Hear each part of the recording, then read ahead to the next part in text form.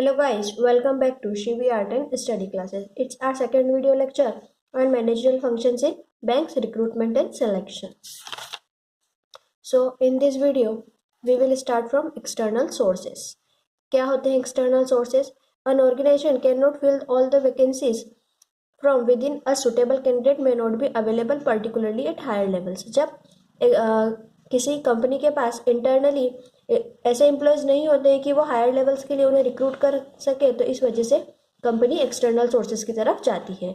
तो इसमें important external sources दिए हुए हैं. तो फर्स्ट क्या है? Gate hiring. गेट हायरिंग में क्या होगा?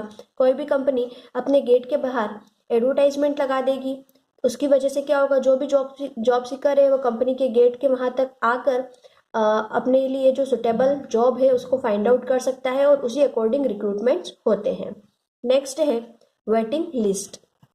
वेटिंग लिस्ट में क्या होगा? Very often banking organisation prepare and maintain a waiting list of employees from the application of those candidates who had applied but could not selected. बहुत सारे employees हैं, बहुत सारे जॉब सीकर हैं जो कंपनी के लिए अप्लाई करते हैं, तो उन सभी को किस में डाल दिया जाता है? वेटिंग लिस्ट में. फर्दर उन्हें सिलेक्ट किया जाता है उसमें से. नेक्स्ट है एम्प्लॉयज रिकमेंडेशंस. इसके अंदर बैंक क्या करती है कि अपने जो प्रेजेंट एम्प्लॉय है उन्हीं को रिकमेंड करती है कि वो किसी पर्टिकुलर सुटेबल कैंडिडेट के नेम सजेस्ट करे और उन्हें कहे कि पर्टिकुलर वैकेंसी के लिए अप्लाई करे. नेक्स्ट है लेबर यूनियन रिकमेंडेशंस. इसके अंदर लेबर यूनियन का जो लीडर होता है उसे कहा जाता है कि वो किसी पर्टिकुलर कैंडिडेट के सुटेबल कैंडिडेट के नेम सजेस्ट करे. इस वजह से क्या होगा? लीडर को भी सही लगेगा कि उसने किसी सुटेबल कैंडिडेट को आगे रिक्रूटमेंट के लिए भेजा है और इस वजह से उसके बैंक में भी एक अच्छा सा क्वालिफिकेशन वाला पर्सन रिक्रूट हो जाएगा. नेक्स्ट है private placement agencies. These are of a recent origin. Nowadays, reputed private placement agencies such as the Tata Consultancy Services are doing commendable job in this field. These agencies maintain data bank of job seekers in various fields, skilled, semi-skilled and even unskilled employees. These agencies charge a fees for their services both from the employees as well as the job seeker. इसके अंदर जो private placement agencies होती है वो एक platform provide करती है एक जॉब सीकर को और एक रिक्रूटर को. इन प्राइवेट प्लेसमेंट एजेंसीज का काम यही होता है कि ये पर्टिकुलर एक अच्छे से जॉब सीकर को एक अच्छी कंपनी में रिक्रूट करवा सके और एक अच्छे से रिक्रूटर को एक अच्छा एम्प्लॉय दे सके. नेक्स्ट है employment exchange. Employment exchange have a setup by the government in metropolitan and other big cities. People seeking employment get registered with the employment exchange nearest to their place of residence. For certain types of job, it is legally compulsory for the employer to notify the vacancies to the concerned employment exchange. अंदर क्या होगा कि government क्या करती है? एक employment exchange setup तैयार करके रखती है. इसमें अगर जो भी जॉब सीकर है उसे जॉब की जरूरत है तो वो अपने आप को एम्प्लॉयमेंट एक्सचेंज के अंडर रजिस्टर करवा सकता है और जब भी कभी कोई वैकेंसी आती है तो ये लीगली जरूरी होता है कि उस पर्सन को पहले नोटिफाई किया जाए. नेक्स्ट है एडवर्टाइजमेंट. इसके अंदर क्या होगा? न्यूज़पेपर, मैगजीन्स हो गई, जर्नल्स हो गई, उसमें रिक्रूटमेंट के एडवर्टाइजमेंट दिए जाएंगे. जो भी पर्सन क्वालिफाइड होगा, स्किल्ड होगा, वो उस पर्टिकुलर जॉब के लिए अप्लाई कर सकता है. मोस्टली इसमें वॉक इन इंटरव्यूज होते हैं. वॉक इन इंटरव्यू में फेस टू फेस सिलेक्शन हो जाता है. ये वाली मेथड भी बहुत अच्छी है एक्सटर्नल सोर्सेज के लिए. नेक्स्ट है कैंपस रिक्रूटमेंट. कैंपस रिक्रूटमेंट में क्या होगा? जो भी इंस्टीट्यूट होते हैं, कॉलेजेस होते हैं, वहाँ पे कैंपस में उनके कॉलेजेस में ही रिक्रूटमेंट हो जाते हैं. बड़ी बड़ी कंपनियां आती हैं. सभी को पता होगा, सब कॉलेज स्टूडेंट हैं, तो कैसे कंपनीज आती है, कैसे रिक्रूटमेंट करती है. नेक्स्ट है labour contract. This is one of the oldest method of recruitment. Labor contracts are also popularly known as the name of the jobbers. This labor contract act as a middleman between the employers and the workers seeking employment. जैसे private agencies placement के लिए work करती है, agencies बनाती है, वैसे ही labour contract में भी क्या होता है? एक मिडिलमैन होता है जो एम्प्लॉयर और जॉब सीकर के बीच में वर्क करता है. Management in need of employing worker inform their requirement to the labour contractors who maintain a sort of muster roll with them. Labour contractor क्या होते हैं? जो पर्टिकुलर ऐसे एम्प्लॉय को ऐसे जॉब सीकर को सेंड करते हैं कंपनी में जिसे कंपनी में ज़रूरत है, जिसे कंपनी की कंपनी को जिसकी ज़रूरत है, मैनेजमेंट जिसकी ज़रूरत होती है वो अपनी नीड के अकॉर्डिंग लेबर कॉन्ट्रैक्टर को बता देता है और उसी according labour contractor particular person को वहां भेज देते हैं। आई होप एक्सटर्नल सोर्सेज सारे क्लियर होंगे। नेक्स्ट है advantages of external sources of recruitment.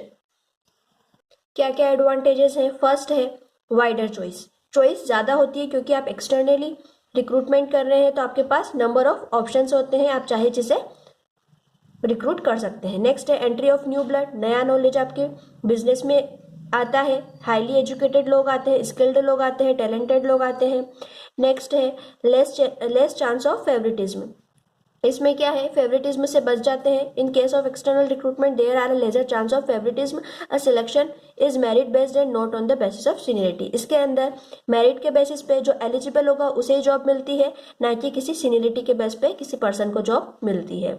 Next है generates a healthy competition. External recruitment generates a healthy competition between external and internal.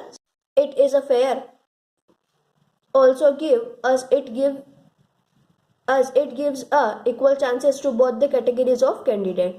दोनों के बीच में एक्सटर्नल सोर्सेज है, हेल्दी कंपटीशन स्टेब्लिश करता है क्योंकि इंटरनली सोर्सेज वाला भी चाहता है कि वो हायर पोस्ट पे जाए और एक्सटर्नल सोर्स वाला भी चाहता है कि उसे अच्छी जॉब मिले। इस वजह से दोनों में एक अच्छा सा कंपटीशन अराइज होता है। नेक्स्ट है लिमिटेशंस क्या है? इट इज कॉस्टली, आपको एडवर्टाइजमेंट का खर्चा करना पड़ता है। जिस भी पर्सन को आप रिक्रूट करते हैं तो उससे रिलेटेड बहुत से खर्चे होते हैं, लाइक उसको ट्रेनिंग देना है, तो इस वजह से इसे कॉस्टली माना जाता है। नेक्स्ट है reduce moral of existing employees. जो एग्जिस्टिंग एम्प्लॉयज है उनका मोरल थोड़ा रिड्यूस हो जाता है क्योंकि बाहर से किसी एम्प्लॉय को सिलेक्ट कर लिया जाता है बजाय के उन्हीं के। नेक्स्ट है टाइम कंज्यूमिंग, टाइम भी लगता है। बाहर से कोई पर्सन रिक्रूटमेंट के लिए आ रहा है तो उसकी सारी प्रोसेस करने में बहुत सारा टाइम लग जाता है। नेक्स्ट है अपोजिशन फ्रॉम ट्रेड यूनियंस। कुछ ट्रेड यूनियंस होते हैं जो इस चीज़ का अपोजिशन करते हैं, वो चाहते हैं कि उन्हें प्रमोट किया जाए बजाय कि किसी एक्सटर्नली पर्सन के। नेक्स्ट है new employees needs extra time for adjustment of a new place. कोई भी पर्सन नया नया जॉब में आएगा तो उसे थोड़ा वक्त लगेगा उस जॉब के अकॉर्डिंग तैयार होने में। ये कुछ लिमिटेशंस थी। नाउ नेक्स्ट टॉपिक है हम लोगों का selection. Selection after the recruitment process is over the process of selection start. जहाँ रिक्रूटमेंट खत्म होता है वहाँ सिलेक्शन स्टार्ट हो जाता है। तो सिलेक्शन में क्या होगा, किस पर्सन को चूज करना है जो मोस्ट सुटेबल हो हमारे पर्टिकुलर बैंक के लिए, क्योंकि हम बैंक के टर्म में बात कर रहे हैं इस वजह से। Selection is the process of choosing the most suitable candidate out of the candidate who have applied for the post. Number of post आती है हम लोगों के पास रिक्रूटमेंट के लिए, लेकिन हम चूज कौन सा करते हैं जो सबसे बेस्ट हो। Thus, it is a process of eliminating those who are found unsuitable। ये क्या प्रोसेस है? एक तरह की एलिमिनेशन प्रोसेस है। इसमें जो अनसुटेबल होता है उसको हटाया जाता है और जो सबसे बेस्ट होता है उसे चूज किया जाता है। इसका नेचर कैसा होता है? नेगेटिव होता है क्योंकि इसमें बहुत सारे लोगों को हटाया जाता है। As it rejects a considered number of candidates. For example, if there are 1 vacancy and 20 candidates have applied, only one of them which is found more suitable will be selected and the 19 will be rejected। Negative क्यों है? क्योंकि एक post है, apply किया 20 ने, तो इसका मतलब क्या होगा, 19 को तो आपको रिजेक्ट करना ही पड़ेगा, सिर्फ एक को ही आप क्या करोगे, अप्लाई करो, एक को ही आप रिक्रूट करोगे। Positively it is process of choosing those who have the best skill, knowledge and ability to perform the job। किसे सिलेक्ट किया जाता है? जिसके पास बेस्ट स्किल हो, ज़्यादा नॉलेज हो और उसमें एबिलिटी भी हो कि वो पर्टिकुलर जॉब को परफॉर्म कर पाए। नेक्स्ट है प्रोसीजर। क्या प्रोसीजर है सिलेक्शन का? सबसे पहले क्या होगा, रिसीट ऑफ एप्लीकेशन। जो एप्लीकेशन आएगी हम एक पर्टिकुलर बैंक के पास जो रिक्रूटर है उसके पास, देन उसकी स्क्रीनिंग की जाएगी, फिर एप्लीकेशन ब्लैंक होगा, एम्प्लॉयमेंट का टेस्ट किया जाएगा, एम्प्लॉयमेंट का इंटरव्यू लिया जाएगा कि वो person particular face to face interview होगा, वो पर्सन एलिजिबल है या नहीं, उसमें इतने गट्स है या नहीं। नेक्स्ट है वेरीफाइंग रेफरेंस, देखा जाएगा कि वो किस रेफरेंस से आया है, देन उसका सिलेक्शन किया जाएगा। सिलेक्शन होने के बाद उसका मेडिकल एग्जामिनेशन होगा, देन प्लेसमेंट होगा, फिर इंडक्शन एंड ओरिएंटेशन किया जाएगा।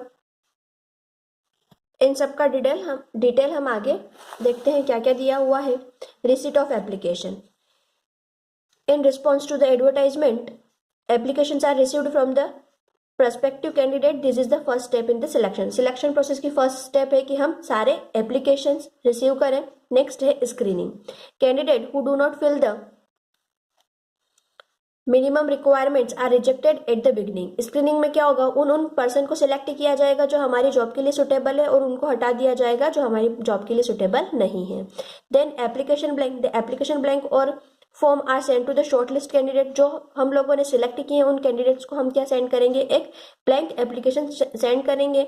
इसके अंदर उनसे सारी इन्फॉर्मेशन लेंगे, लाइक उनका नाम क्या है, उनके फादर्स नेम, एड्रेस, क्या हाइट है, क्या सेक्स है उनका। Application blank should be carefully drafted to secure necessary information relevant to the job. और भी जो इन्फॉर्मेशन हमको हमारे ऑर्गेनाइजेशन के अकॉर्डिंग चाहिए वो सारी चीजें हम उसमें उनसे फिल करवाएंगे। नेक्स्ट एम्प्लॉयमेंट टेस्ट होगा। इसके अंदर candidates are asked to take a written test.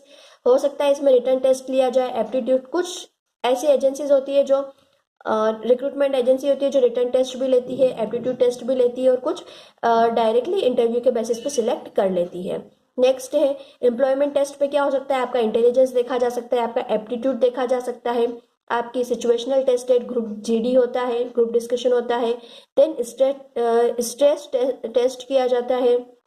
इसके अंदर क्या देखा जाता है कि अगर कोई इमरजेंसी सिचुएशन आ जाती है तो पर्टिकुलर पर्सन उस चीज को कैसे हैंडल करता है। नेक्स्ट होता है पर्सनैलिटी टेस्ट। उस पर्टिकुलर पर्सन की क्वालिटी को देखा जाता है। Sum total of aptitude, temperament, behaviour, manner, बहुत सारी चीजें इसके अंदर देखी जाती है। एम्प्लॉयमेंट का इंटरव्यू होता है। Interview face to face conversation होता है रिक्रूटर और एप्लीकेंट के बीच में। क्यों होता है, ताकि पता कर सके कि पर्टिकुलर पर्सन सुटेबल है या जॉब के लिए सुटेबल है या नहीं है। उसमें जो क्वालिफिकेशन उसने बताई है वो क्वालिफिकेशन है या नहीं, एक्चुअल में वो एलिजिबल है या नहीं है, इतना क्वालिफाइड है या नहीं है। टू जज कैंडिडेट्स पर्सनैलिटी, उसकी पर्सनैलिटी को जज किया जाता है।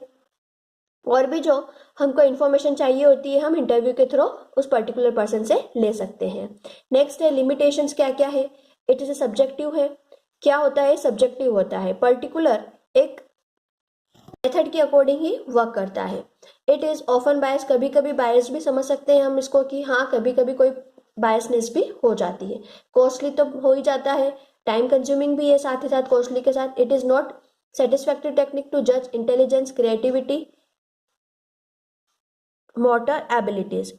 कुछ लोग मानते हैं कि जो इसकी टेक्निक्स है वो सेटिस्फैक्ट्री नहीं है कि किसी भी पर्टिकुलर पर्सन की क्रिएटिविटी और उसके इंटेलिजेंस को इनके थ्रू जज किया जा सके।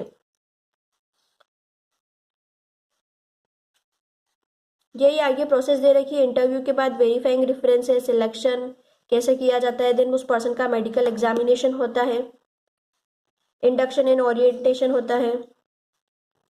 उस पर्सन को, जो भी पर्टिकुलर पर्सन को सिलेक्ट किया है, उसे दूसरे एम्प्लॉयज के साथ मिलाया जाता है।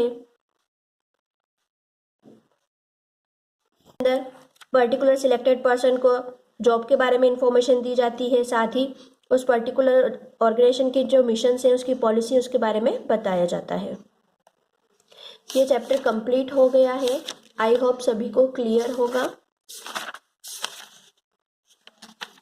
नेक्स्ट लेक्चर में हम न्यू चैप्टर स्टार्ट करेंगे। Thanks for joining. Thank you.